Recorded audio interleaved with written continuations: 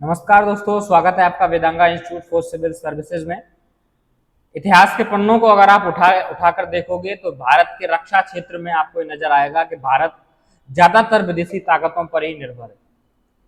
पिछले दौर में भारत के रूस, इजराइल, अमेरिका, फ्रांस जैसे देशों के साथ आपने कई रक्षा सौदे देखे होंगे और ये पता चल रहा होगा आपको कि भारत कितनी बड़ी तादाद में जो है हथियारों को जो इंपोर्ट करता है, यानी कि दूसरे देशों से खरीदता है। लेकिन दूसरे देशों से हथियार खरीदने के साथ साथ पिछले कुछ सालों से भारत लगातार अपने स्वदेशी हथियारों को विकसित करने में लगा हुआ है। बेहतर क्वालिटी के हथियार हमारी एजेंसीज, इसमें डीआरडीओ हो, कुछ प्रोजेक्ट में आपका इसरो भी मदद करता है, ऑर्डिनेंस फैक्ट्री बोर्ड है, ठीक है, एचएएल है आपकी एरोप्लेन एयरफोर्स के लिए वेपन्स तैयार करने के लिए। तो सारी कंपनीज, सारी इंडस्ट्री मिलके पूरे भारत में एक स्वदेशीकरण की ओर तेजी से बढ़ रही है और इसी कड़ी में लगातार नए नए हथियारों को इंट्रोड्यूस किया जा रहा है। आज का दिन महत्वपूर्ण रक्षा क्षेत्र के लिए इसलिए है कि भारत ने अपनी दूसरी परमाणु पनडुब्बी आईएनएस अरिघात को जो है भारतीय नौसेना को दिया है, भारतीय नौसेना में शामिल हुई है। आईएनएस अरिघात दूसरी पनडुब्बी है। इससे पहले एक परमाणु पनडुब्बी आईएनएस अरिहंत जो है 2016 में ही भारतीय नौसेना में शामिल हो चुकी है। परमाणु पनडुब्बियां किसी भी देश के लिए बेहद इंपॉर्टेंट हथियार होती हैं और ये दुनिया के कुछ ही देशों के पास हैं, जिस वीडियो में डिस्कस करेंगे आगे चल के। और उस कड़ी में अब एक भारत का नाम भी जुड़ गया। तो एक स्पेशल टेक्नोलॉजी कहिए या फिर आप ये कहिए कि एक बहुत टफ टेक्नोलॉजी है जिसको हासिल करना किसी भी देश के लिए एक बहुत बड़ी बात होती है। उस कड़ी में भारत का जुड़ना बाकी में हमारे डिफेंस सेक्टर के लिए एक गर्व की बात है कि हमारी नौसेना के लिए हम स्वदेशीकरण से तैयार कर रहे हैं पनडुब्बियां। तो आज की इस वीडियो में समझेंगे कि हम भारत की कितनी पनडुब्बी प्रोजेक्ट जो है अभी तक चल रहे हैं और क्या भारत की रक्षा तैयारियां हैं, खासकर पनडुब्बियों के क्षेत्र में। और दुनिया के ऐसे कौन कौन से देश हैं जिनके पास भारत से बेहतर या भारत की टक्कर की टेक्नोलॉजी जो है वो मौजूद है। तो देखिए, आईएनएस अरिघात जो है इसको इंट्रोड्यूस किया गया है। मैंने आपको बताया कि दूसरी पनडुब्बी रहेगी। इस पनडुब्बी की लंबाई जो है वो दे रखी है कि 111 मीटर है, ठीक है, चौड़ाई दे रखी है 11 मीटर है। इसकी जो स्पीड है वो 24 नॉटिकल मील है।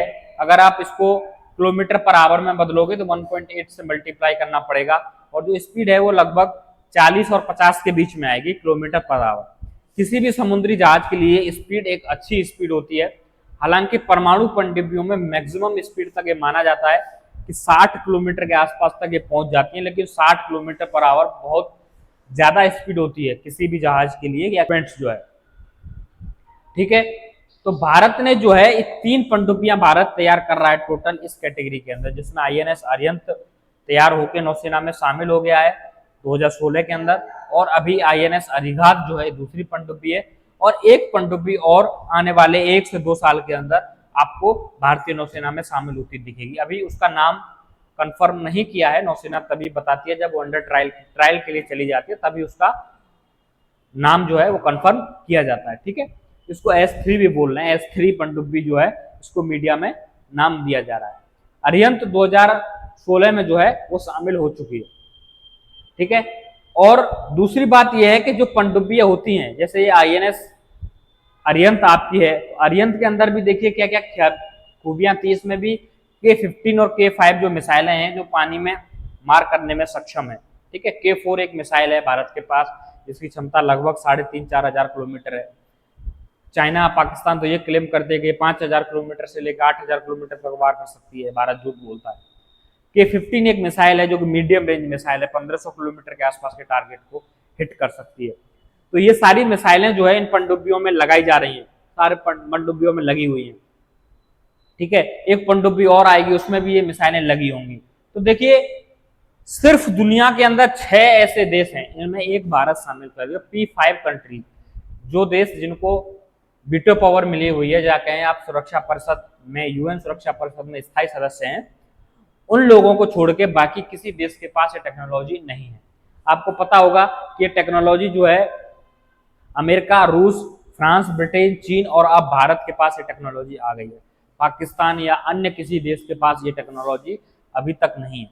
परमाणु पनडुब्बियां जो है ये बहुत ही इंपॉर्टेंट होती हैं। परमाणु पनडुब्बियों में होता क्या है कि देखिए, जो पनडुब्बी चलती है पानी के अंदर उसको मोटर से चलती है और उस मोटर को किस चीज से चलाया जाएगा, पनडुब्बी की कैटेगरी भी उसी से डिसाइड होती है।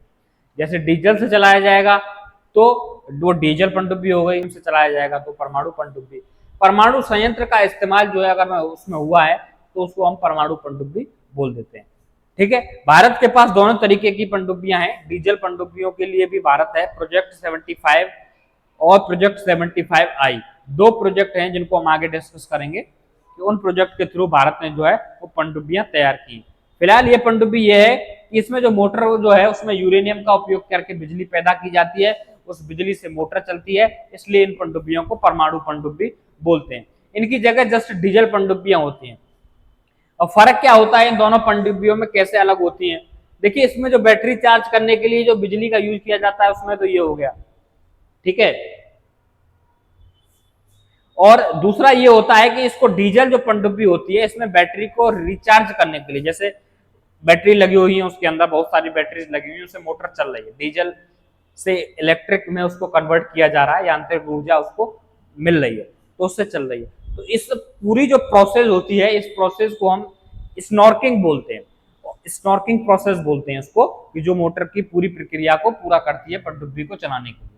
और इस प्रोसेस में, स्नॉर्किंग प्रोसेस में पनडुब्बी को ऑक्सीजन की जरूरत पड़ती है, तो ऑक्सीजन के लिए पनडुब्बी को ऊपर आना पड़ता है। जैसे आपने व्हेल मछली को देखा होगा कि वो जब ऑक्सीजन उसको लेनी होती है तो पानी से एक बार छलांग लगाती है ऊपर से। पनडुब्बी तो ऐसे छलांग नहीं लगाती, लेकिन उसको सरफेस पर आना पड़ता है, और जैसे ही वो सरफेस पर आती है उसको इजीली ट्रैक किया जा सकता है किसी भी दूसरे देश की नौसेना के द्वारा, क्योंकि वो सरफेस पे आएगी, उसके रडार उसको इजीली पकड़ लेंगे। लेकिन जो परमाणु पनडुब्बी जो होती है, परमाणु पनडुब्बी जो होती है इसके कंपैरिजन में बड़े लंबे समय तक रहती है। माना जाता है कि जो डीजल पनडुब्बी है वो 1 से 2 हफ्ता के बीच में पानी के अंदर रह सकती है, डीप वाटर में, यानी कि समुद्र के अंदर ज्यादा गहरे में।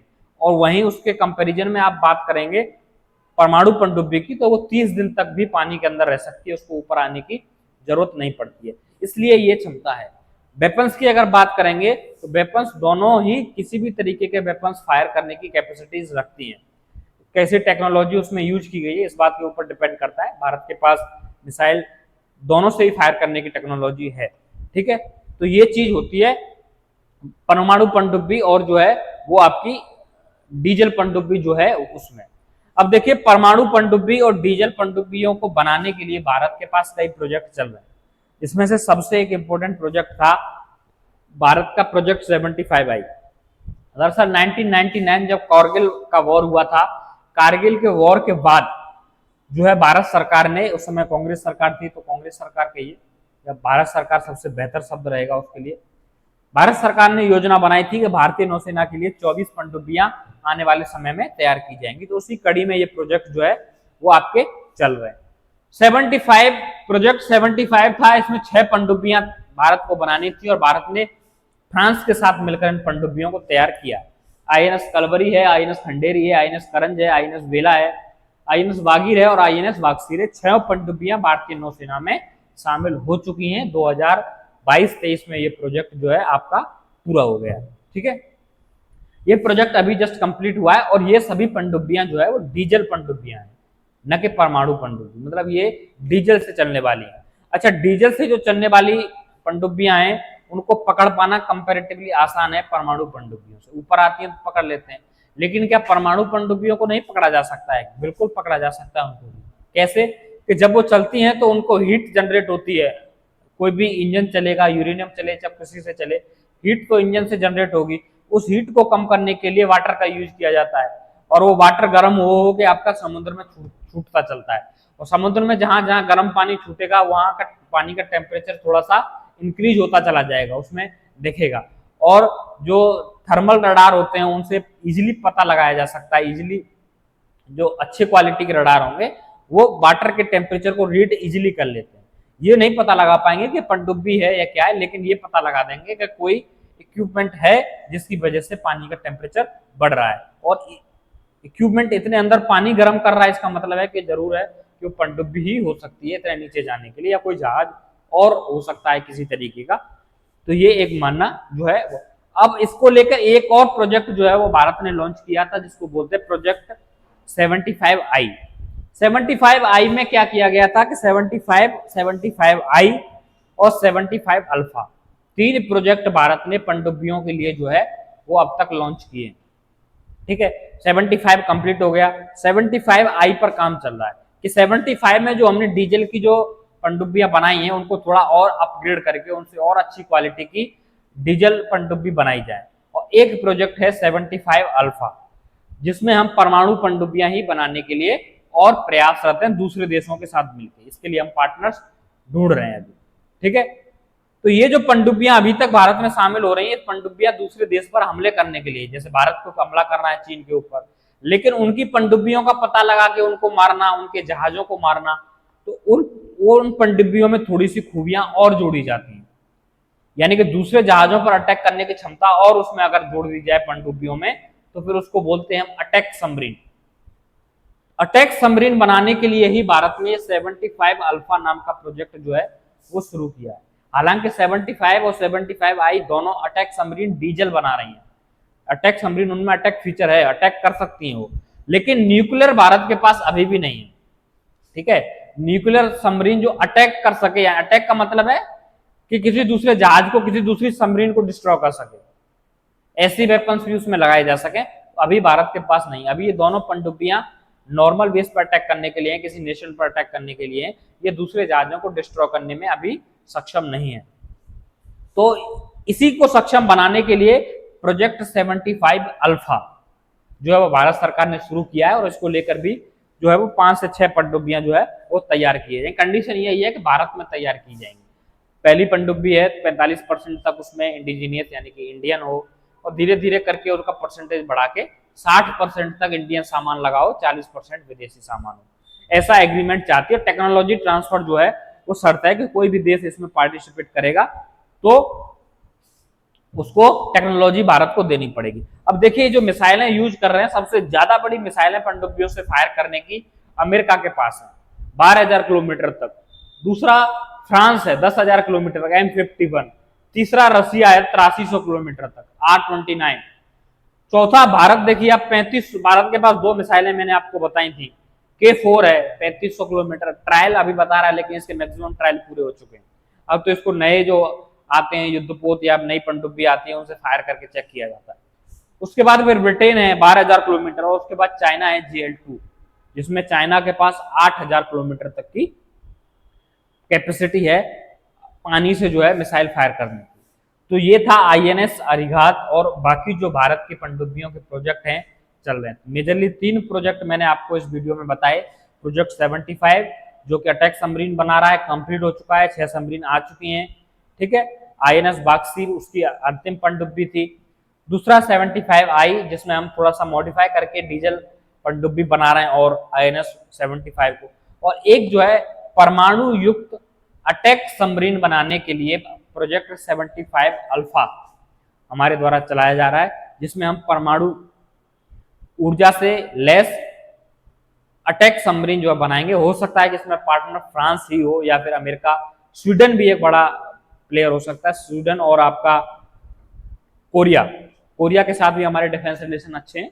ठीक है, किम जोंग वाला कोरिया नहीं, तो वहां से भी हमें टेक्नोलॉजी जो है मिल सकती है। हालांकि देखेंगे आने वाले समय में क्या क्या रहेगा, लेकिन ये तो मात्र एक प्रोजेक्ट है। अभी हम कई ऐसे प्रोजेक्ट और काम कर रहे हैं, क्वांटम कंप्यूटर को लेके भी हम काम कर रहे हैं, जिसको लेके हम जल्द एक वीडियो बनाएंगे। उसमें भी भारत को एक नया क्वांटम जो कंप्यूटर मिलने वाला है। तो भारत तेजी से अपनी टेक्नोलॉजी को जो है वो बढ़ा रहा है, इंडिजीनियस बना रहा है, यानी कि भारत में ही चीजें निर्मित हो रही हैं। तेजस देख लीजिए आप, तेजस का MK1 हुआ, अब MK2 की तैयारी है। AMCA करके 5th जनरेशन फाइटर जेट है।